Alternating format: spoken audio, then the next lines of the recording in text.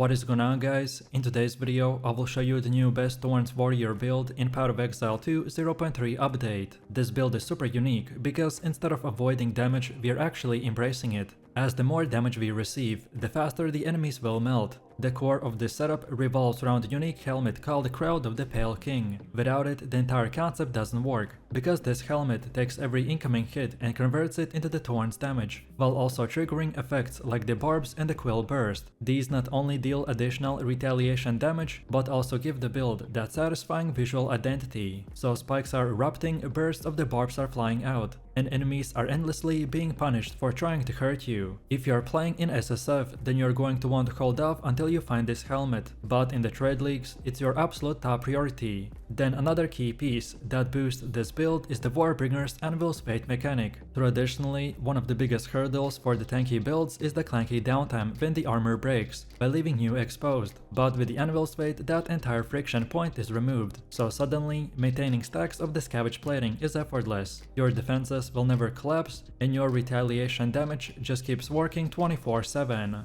And remember, if you wanna track this build, look up the best items, the skill trees, and power building, then check my link in the description. And before we continue, thanks to U4GM. They are a pro website that provides POE2 services like cheap currency, then even to trade all types of quality items and gems and much more. They have also more than 20,000 positive comments on Trustpilot, and this website is really worth a try. So make sure to use my discount code KATE for extra 6% off.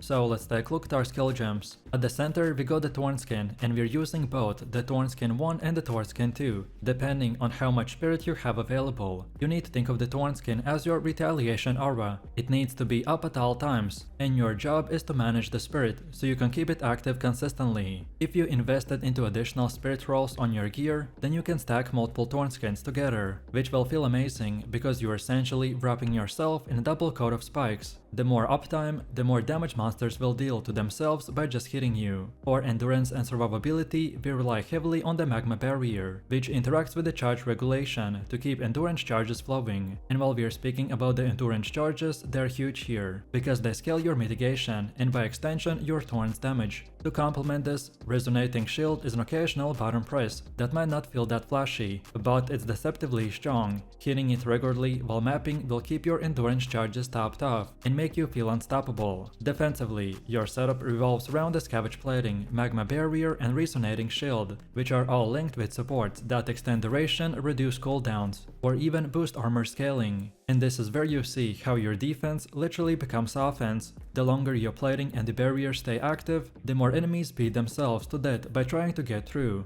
And then on the offensive side, you're not relying solely on retaliation. Skills like the Rapid Assault and the Rake are slotted in to give us active melee presence. These aren't your main damage dealers, but they will keep the pressure up and ensure that the enemies are constantly pulled in your retaliation field. And lastly, for utility skills, we got the Fortifying Cry, which not only keeps you alive but directly scales Thorn, because increased mitigation will equal the stronger retaliation. With a cooldown recovery linked, you can keep this almost permanently. Then Disengage is your emergency tool. It's a quick reposition button that doesn't get used often, but it feels OP in those moments where you need to dodge a telegraphed boss slam. Then now let's take a look at the passive tree. The first cornerstone is the Iron Reflexes, and it's essential. By converting evasion into armor, it takes stats that normally would not scale retaliation and transforms them into fuel for your Thorns. When you're stacking evasion on the rings, amulets, and the gauntlet, the Iron Reflexes will take all of that and skyrocket your armor. This result is not just durability, but also raw damage output, since our retaliation values are based on how much armor you can stack. From there we go into the three main priorities. The first one is the raw defense. You're picking up clusters for the maximum life, armor scaling, and endurance charge generation. These nodes give you the staying power to survive constant hits, which is the lifeblood of a Thorns build. If you're not tanky enough to stay in the thick of a combat, then your retaliation never gets the chance to work. Then the second focus is on retaliation scaling itself.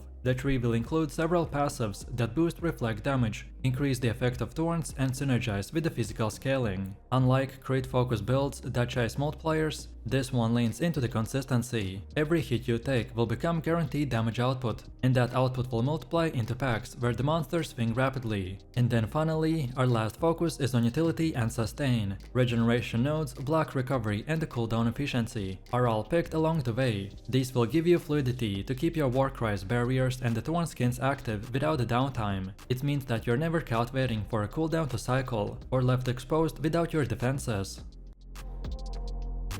Then next we have our Ascendancy, and the first pick is the Anvil's Weight, and it is the most important one. It removes the friction of armor breaking and makes the scavenge plating effortless to maintain. The moment that you take this, you feel the build flow more naturally, and you will notice how much smoother the combat becomes. Next you move into the Renleash training, which reinforces your endurance engine and adds another layer of survivability that directly synergizes with your retaliation mechanics. Then third step is the Turtle Charm, which is a defining node that emphasizes your role as a living wall. It's pure survivability, but that's exactly what you want in a build, where surviving equals more damage. And finally, we round this out with the Jade Heritage, which is a node that ties everything together with the sustain and the scaling, by giving you longevity and consistency to comfortably handle the endgame bosses. Then next, moving over to the Atlas passive tree, and the psychology here is all about stacking consistency and value rather than gambling on random mechanics. The central spine of the tree will connect into notables like the Essence, Strongbox's Harvest, Delirium, and the bossing nodes. On the left side, we invest into the Harvest and Essence, which ensures that you always have access to reliable crafting bases and deterministic upgrades. Then on the right side, the chunk boxes combined with the Legion or Expeditions will crank up density and the loot, which will give us explosive maps packed with the monsters that are perfect for retaliation build. And then at the top, the bossing notables like the Maven, Invocation, and the Conquerors will influence guarantee steady access to pinnacle fights, so you're always progressing through the highest tier content. The most important thing about the setup is avoiding overextension, so rather than just spending points everywhere, we want to cluster around synergies that feed into each other.